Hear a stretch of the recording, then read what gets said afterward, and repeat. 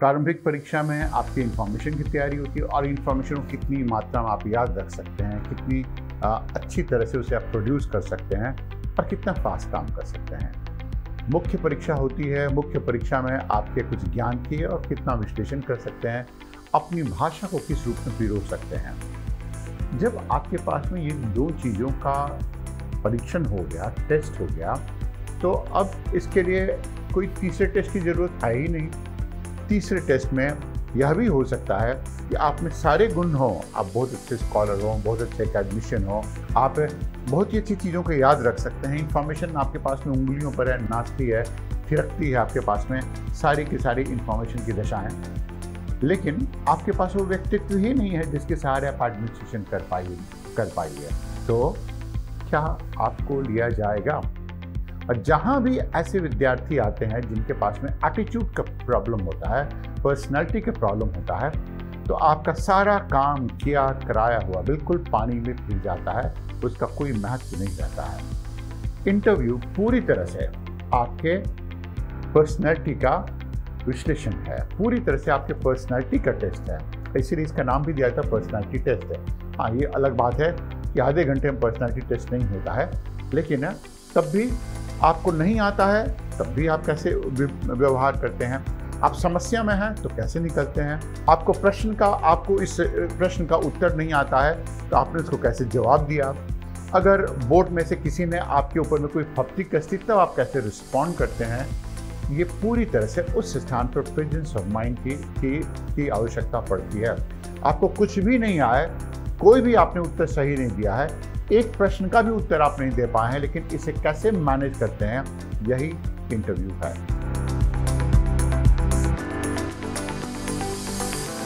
Interview में successful होने के लिए, सफल होने के लिए और किसी भी तरह से उसे अंक लाने के लिए, क्योंकि यही उसमें यार्डस्टिक भी होता है, यही इसमें मापदंड भी होता है, आपको कुछ कुछ गाइडलाइंस को फॉलो करना हो जाता है।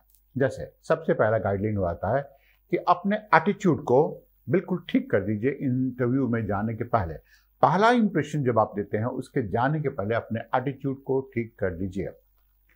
इंटरव्यू क्या है? इंटरव्यू वास्तविक रूप में आपके एटीट्यूड का टेस्ट है, आपके पर्सनालिटी का टेस्ट है। आप कैसे सोचते हैं, क्यों सोचते हैं, किस तरीके से सोचते हैं, सोचने की प्रक्रिया क्या है, आप कैसे निष्कर्ष निकालते हैं, निष्कर्ष तक पहुंचने की प्रक्रिया क्या है। और एक ऐसा टेस्ट है जहां पर कि आप अपने दिल का उपयोग करते हैं, जहां पर दिमाग का उपयोग करते हैं और दिल और दिमाग के बीच में सामंजस्य का स्थापित करते हैं, जहां आप अपने देश के बारे में सोचते हैं और अपने ऊपर अपने देश के बारे में सोचते हैं। इंटरव्यू इन्हीं सब चीज़ों का समन्वयन है, इंटरव्यू इन्हीं सब चीज़ों को देखने की कोशिश करता है।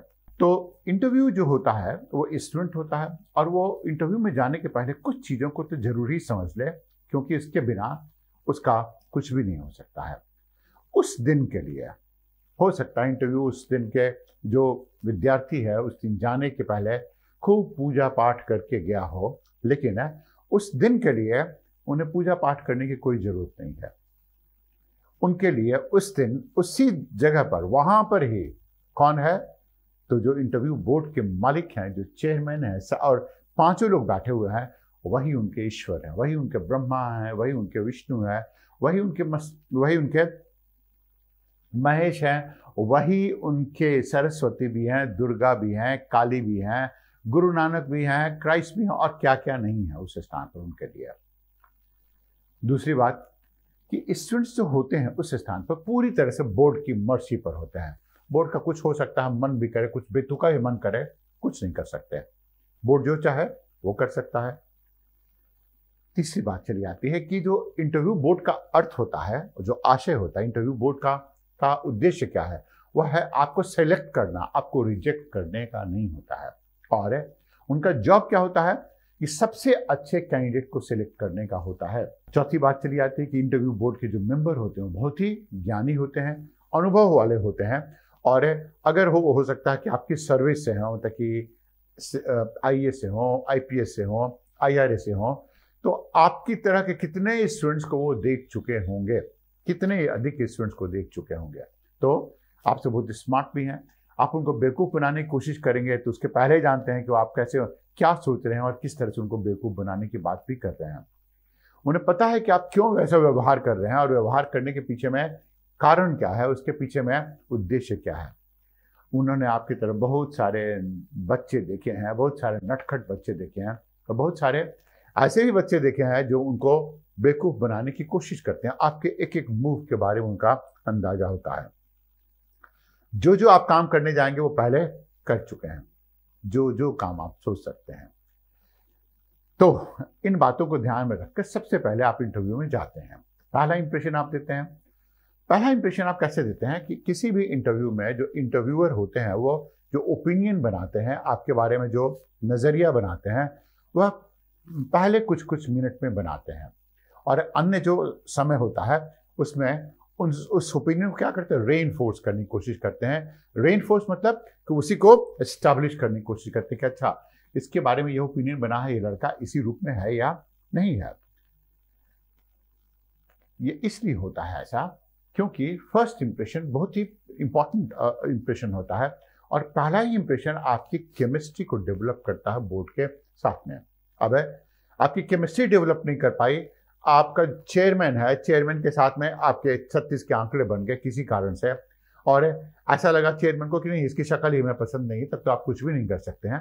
लेकिन ऐसा ही तो नहीं होने देना है और इसे नहीं होने देने के लिए क्या करना है कि आपको कुछ कुछ ऐसे काम करने होते हैं जिससे कि आपका पहला इंप्रेशन अच्छा बने। कुछ चीज़ें होती हैं जो इस उम्र के लोगों के लिए बहुत ही महत्वपूर्ण होती हैं और सबसे महत्वपूर्ण होता है उस स्थान पर कि आपका बॉडी लैंग्वेज है, आपका लैंग्वेज है, दोनों में सामंजस्य है या नहीं है। बॉडी लैंग्वेज कुछ कह रहा है, शारीरिक भाषा कुछ कह रही है और आपकी भाषा कुछ कह रही है, तो सामंजस्य ही नहीं बन पाता है।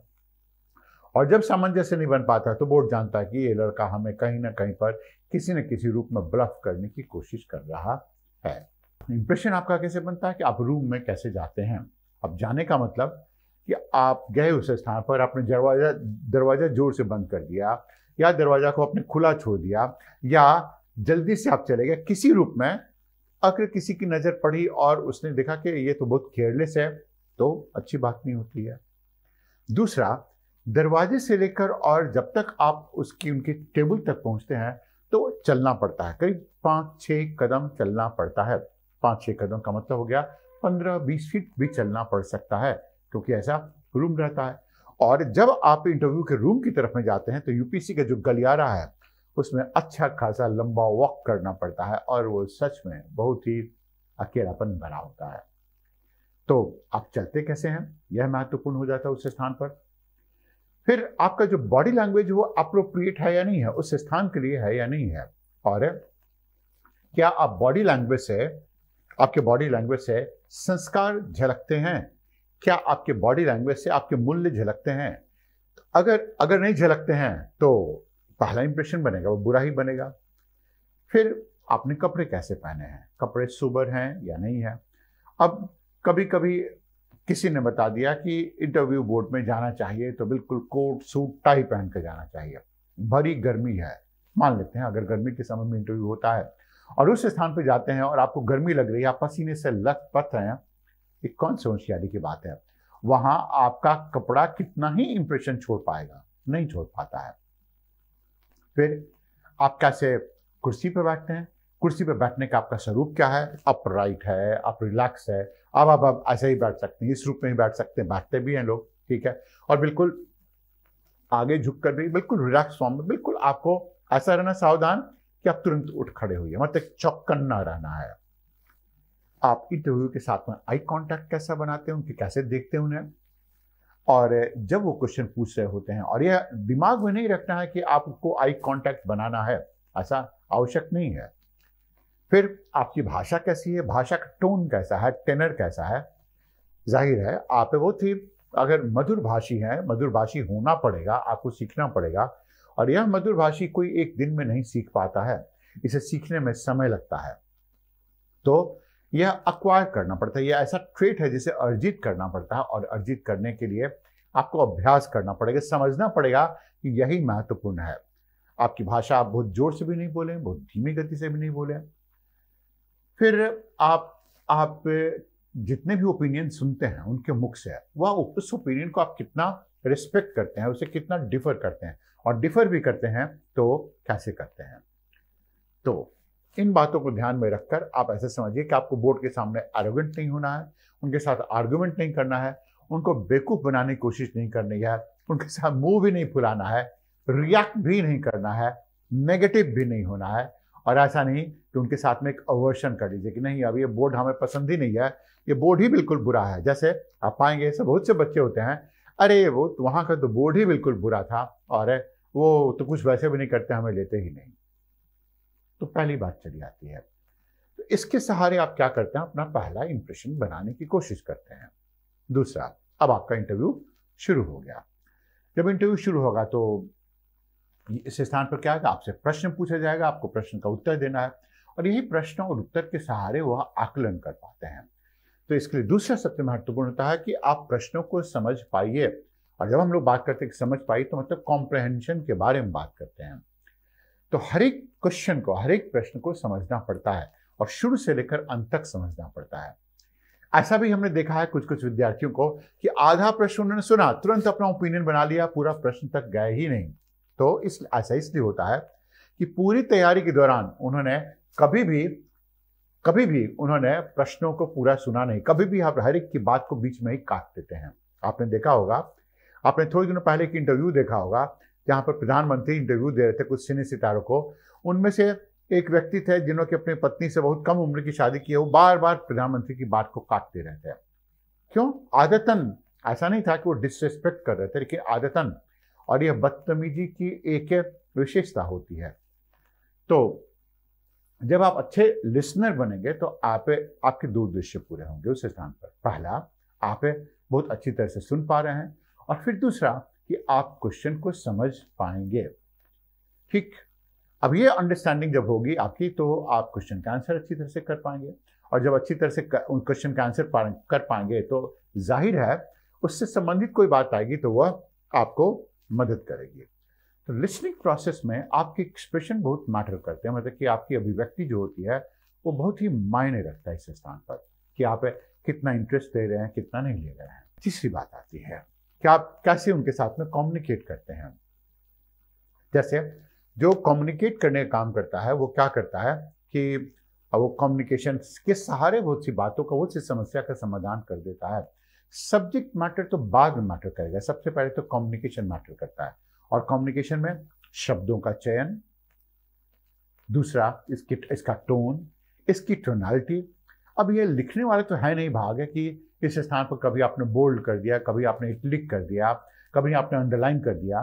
तो जब आप बोलने का काम करते हैं तो उस स्थान पर टोन, टोनालिटी और बॉडी लैंग्वेज से जब तक सपोर्टेड नहीं होता है तो वो हमेशा आपके लिए समस्या पैदा करेगा।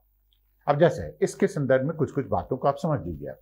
जैसे ही इंटरव्यूअर ने क्वेश्चन को फिनिश कर दिया, मतलब समाप्त कर दिया, थोड़ी देर के लिए सोचिए, अपने आंसर को ऑर्गेनाइज करने का समय लीजिए। अब इसके लिए कोई आपको फांसी पर नहीं चढ़ा देगा।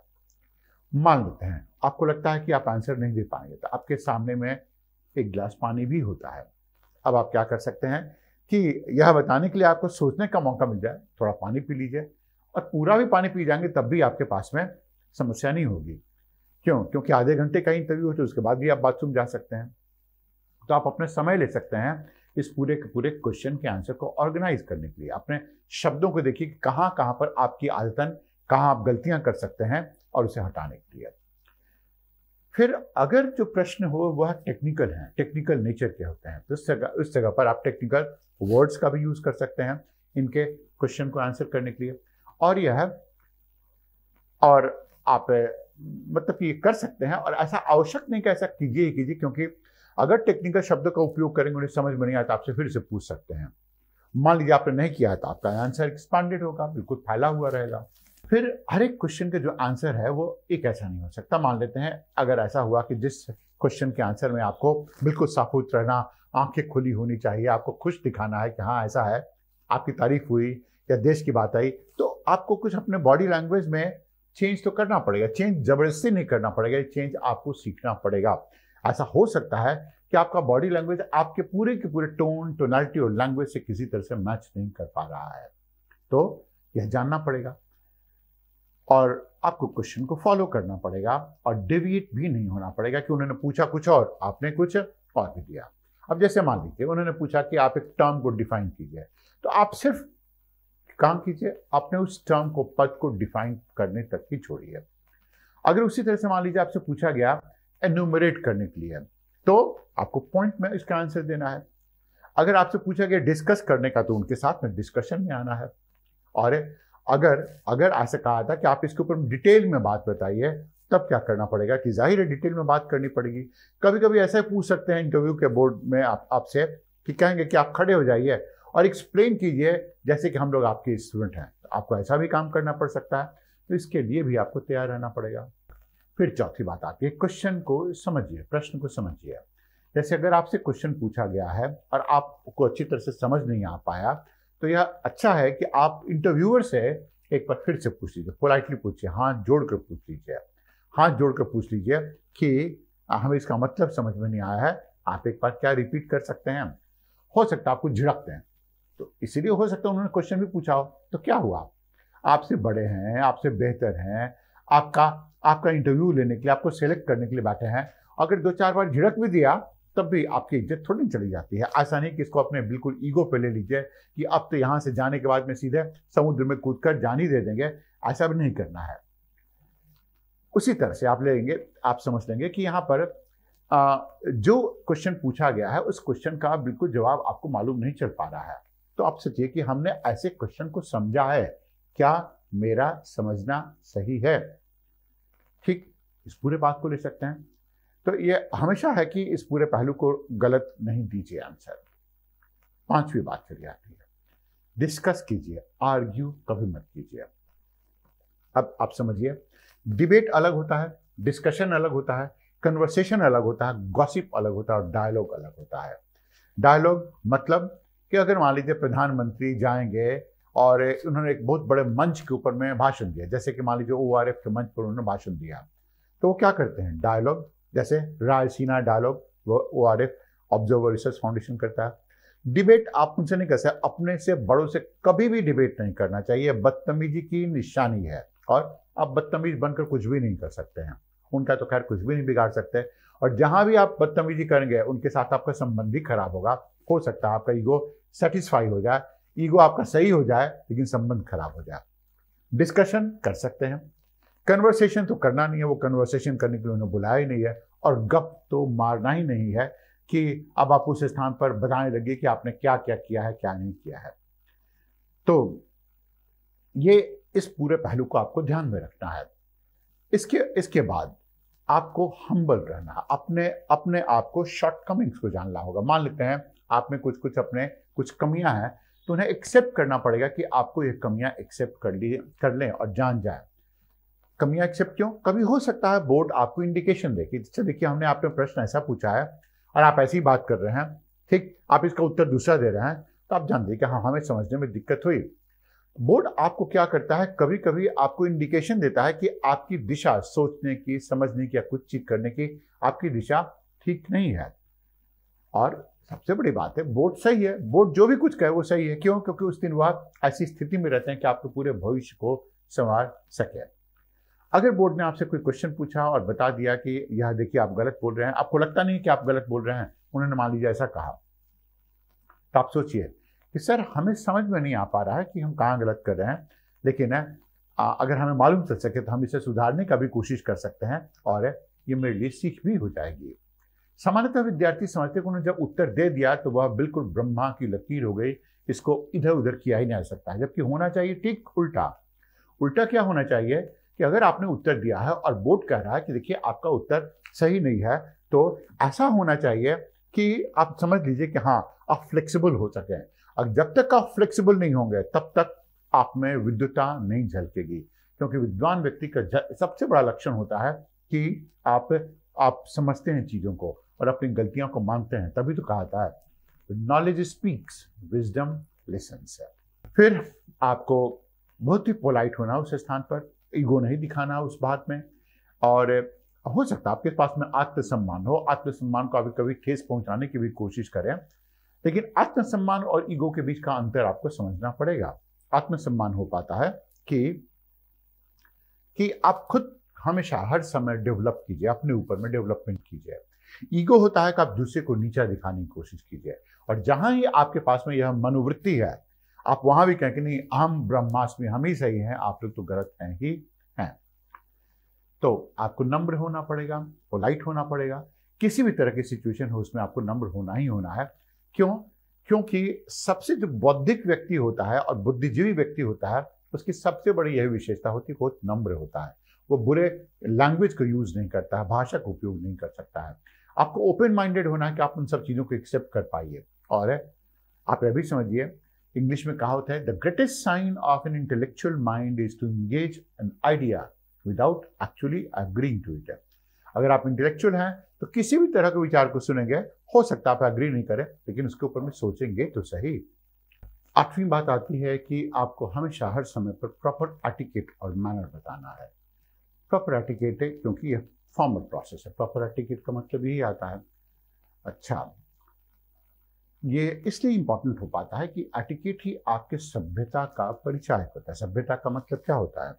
Civilisation is all about respecting your environment. तो कुछ कुछ ओकेजन के ऊपर में उस स्थान पर आप जाहिर है सभ्य होने का मौका नहीं मिलेगा, लेकिन कुछ कुछ ओकेजन पर आपको लगेगा कि आप में गुस्सा आ गया, ऐसा हो सकता है, लेकिन तब भी इस बात को हमेशा ध्यान रखिए।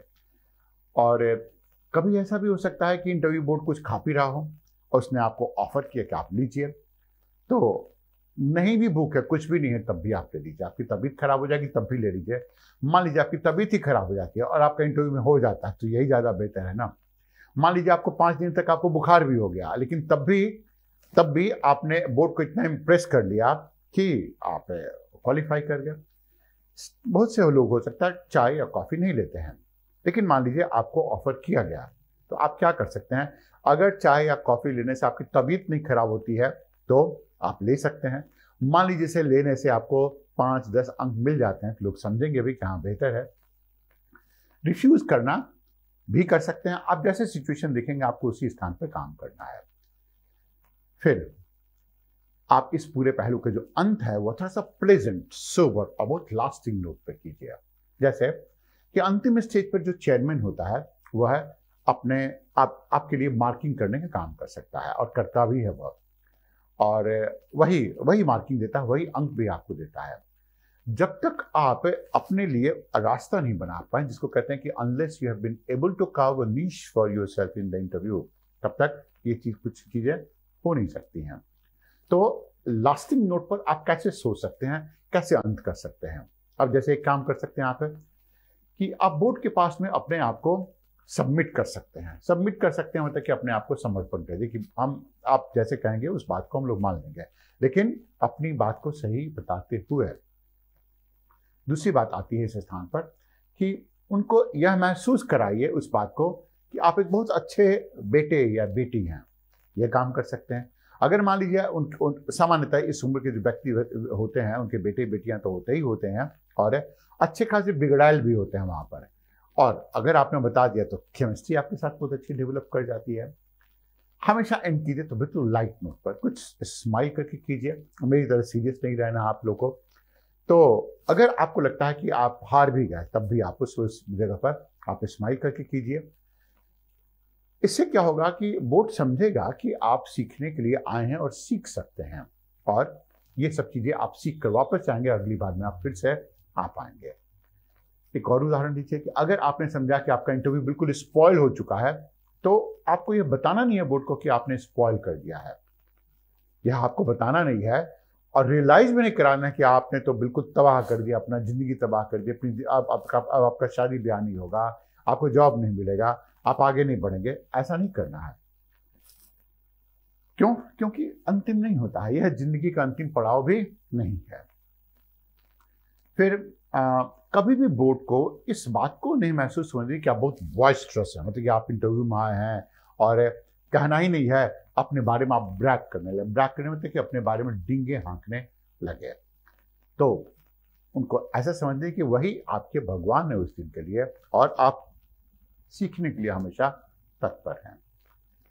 ध्यान रखिए, कॉन्फिडेंस के और एरोगेंस के बीच में बहुत एक पतली सी दीवार होती है, एक लाइन होता है, एक रेखा होती है, बहुत ही ऐसी रेखा होती है जो दिखता नहीं है, कॉन्फिडेंस और एरोगेंस के बीच में। और साथ ही साथ आप यह भी समझिए कि इंटेलिजेंस और क्लेवरनेस के बीच में, धूर्तता के बीच में और बुद्धि के बीच में भी बहुत ही पतली एक रेखा होती है। अगर आप समझते हैं कि आप धूर्त हैं, आपने बोर्ड को बेवकूफ बना दिया, तो आप समझिए उसका क्या हो सकता है। बोर्ड को जब तक लगेगा कि आप सीख सकते हैं, बोर्ड को जब तक लगेगा कि आप सॉल्यूशन ओरिएंटेड थिंकिंग कर सकते हैं, बोर्ड को जब तक लगेगा कि आप कुछ चीज़ें जान सकते हैं, समावेश कर सकते हैं, लर्न कर सकते हैं, तब तक बोर्ड आपके हमेशा फेवर में ही रहेगा और ऐसा रहेगा ही रहेगा।